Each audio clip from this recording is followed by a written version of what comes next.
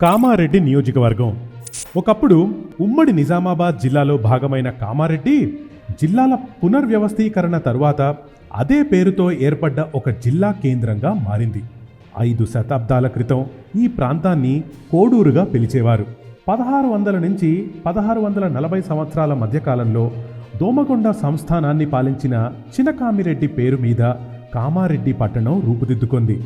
పాకనాటి రెడ్ల శాఖకు చెందిన కామినేని వంశస్థులు ఈ సంస్థానాధీశులు. హీరో రామ్ చరణ్ మామగారు ఈ సంస్థానం వారే. ఇప్పటికీ ఈ నియోజకవర్గ పరిధిలో ఉన్న దోమకొండ కోట వీరి ఆధీనంలోనే ఉంది. కామారెడ్డి జిల్లాలో 3 రెవెన్యూ జిల్లాలు, 22 మండలాలు ఉన్నాయి.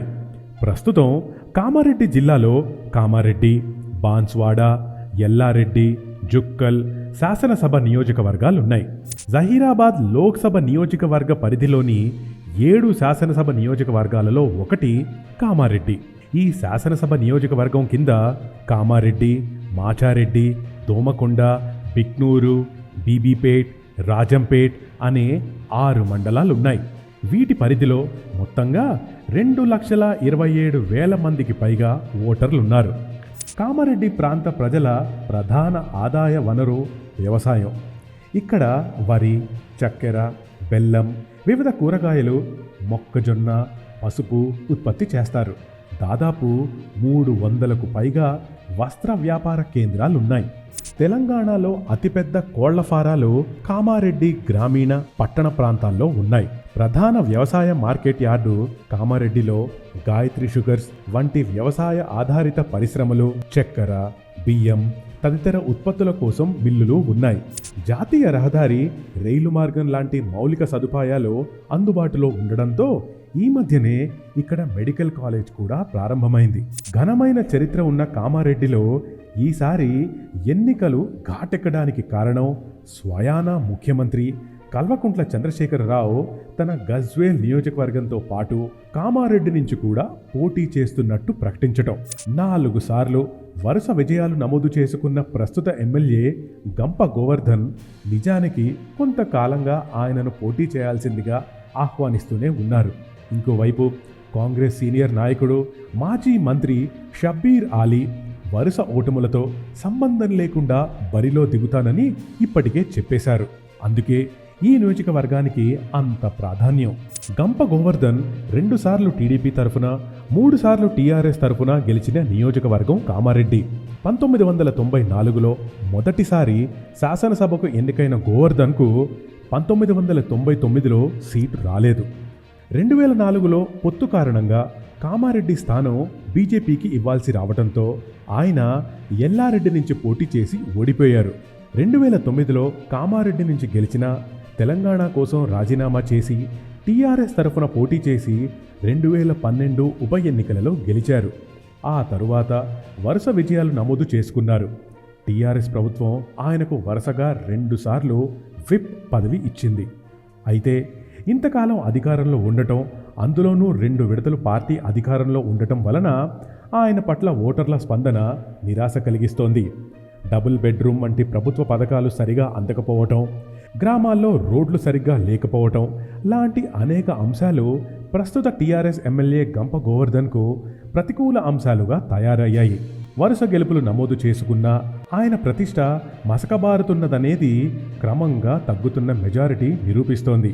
పార్టీ పరంగా బలపడిన, వ్యక్తిగతంగా ఎమ్మెల్యే గంప గోవర్ధన్ పట్ల సానుకూల వైఖరి క్రమంగా తగ్గుతూ వస్తోంది. ప్లస్ పాయింట్లన్నీ పార్టీకి, మైనస్ పాయింట్లన్నీ ఎమ్మెల్యేకి వ్యక్తిగతంగా అన్నట్టు పరిస్థితి తయారైంది. కామారెడ్డి మాస్టర్ ప్లాన్ వ్యవహారం మంటలు రేపింది. కామారెడ్డి పట్టణంతో పాటు విలీన గ్రామాలైన అడ్లూరు, టెక్కిర్యాల్, కాల్సీపూర్, దేవునిపల్లి, లింగాపూర్, సరంపల్లి, పాతరాజంపేట, రామేశ్వరపల్లిని కలుపుకుని 61.5 చదరపు కిలోమీటర్ల విస్తీర్ణంతో మాస్టర్ ప్లాన్ ముసాయిదా రూపొందించారు. మొత్తం పట్టణాన్ని ఇండస్ట్రియల్, గ్రీన్, కమర్షియల్, రెసిడెన్షియల్ జోన్లుగా విభజించి ఆ వివరాలను ప్రకటించారు. దీంతో ఆయా ప్రాంతాల్లోని రైతులు వారి భూములు ప్రభుత్వానికి అప్పగించాల్సి ఉంటుంది. దాన్ని తీవ్రంగా నిరసిస్తూ అన్నదాతలు పెద్ద ఎత్తున ఆందోళనలు చేశారు. దీన్ని బీజేపీ అవకాశంగా తీసుకుంది. ఒక రైతు ఆత్మహత్య కూడా చేసుకున్నాడు. ఇది అధికార పార్టీకి కొంత మైనస్గా మారింది. రైతుల పోరాటం తీవ్ర రూపం దాల్చడంతో మాస్టర్ ప్లాన్ మీద ప్రభుత్వం వెనక్కి తగ్గింది. అసలు తమ ఉద్దేశం అది కాదని, అధికారులు సరిగా వివరించలేకపోయారని వివరణ ఇచ్చింది. కానీ తప్పనిసరి పరిస్థితుల్లో వెనక్కి తగ్గక తప్పలేదు. ఆ విధంగా కామారెడ్డి నియోజకవర్గం చాలా సున్నితంగా తయారైంది. ఎమ్మెల్యేకి టికెట్ వస్తుందా రాదా అనే కోణంలో కూడా మాట్లాడుకోవడం మొదలైంది. సీఎం కేసీఆర్ స్వయంగా పోటీ చేస్తారనే ప్రకటన వచ్చేదాకా ఈసారి అభ్యర్థులుగా ఇక్కడ చాలా పేర్లు వినపడ్డాయి. ప్రధానంగా ఎమ్మెల్యే మీద ఉన్న వ్యతిరేకత కారణంగా ఇలాంటి ఊహాగానాలు మొదలయ్యాయి. ఆశావాహుల్లో ముజీబుద్దీన్ పేరు ప్రముఖంగా వినిపించింది. తెలంగాణ ఉర్దూ అకాడమీ చైర్మన్గా, స్టేట్ మైనారిటీ సెల్ అధ్యక్షునిగా ఆయన బాధ్యతలు నిర్వర్తించారు. ఇప్పుడు కామారెడ్డి జిల్లా పార్టీ అధ్యక్షుడిగా పనిచేస్తున్నారు. ముస్లిం వర్గాలను ప్రభావితం చేయగల నాయకునిగా కూడా పేరుంది.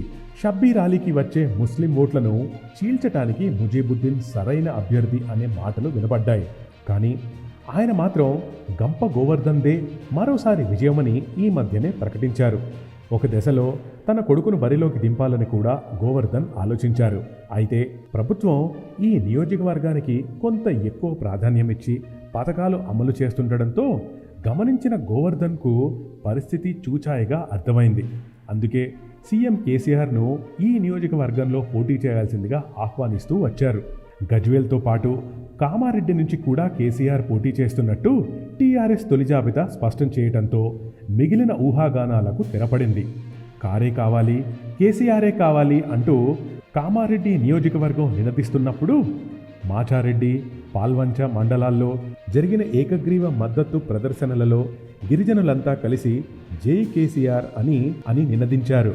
కామారెడ్డి మండలం గర్గూల్లో పలు కుల సంఘాలు కేసీఆర్కు అనుకూలంగా ఏకగ్రీవ తీర్మానాలు చేశాయి. కేసీఆర్ ఎన్నికల ఖర్చు కోసం ప్రజలే చందాలు జమ చేయటం కూడా మరో విశేషం.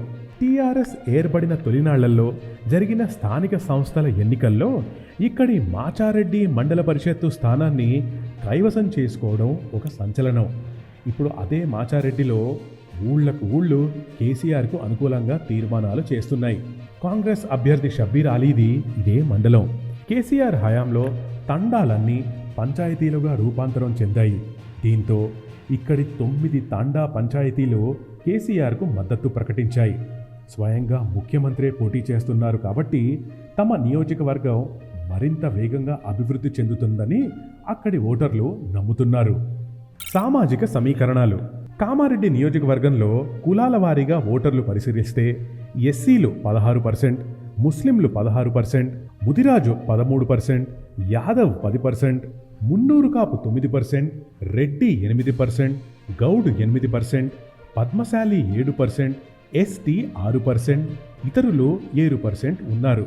వీళ్లల్లో ఎస్సీల విషయానికి వస్తే బీఆర్ఎస్ వైపు 55% మంది మొగ్గు చూపుతుండగా కాంగ్రెస్కు 45% మంది అండగా నిలుస్తున్నారు. ముస్లింలలో 70% మంది కాంగ్రెస్ వైపు, 30% మంది బీఆర్ఎస్ వైపు ఉన్నారు. ముదిరాజులలో కాంగ్రెస్ వైపు 30%, బీఆర్ఎస్ వైపు 40%, బీజేపీ వైపు 20% మంది ఉన్నారు. యాదవుల్లో టీఆర్ఎస్కు 60%, కాంగ్రెస్కు 35%, బీజేపీకి 5% చేకొడుతున్నారు.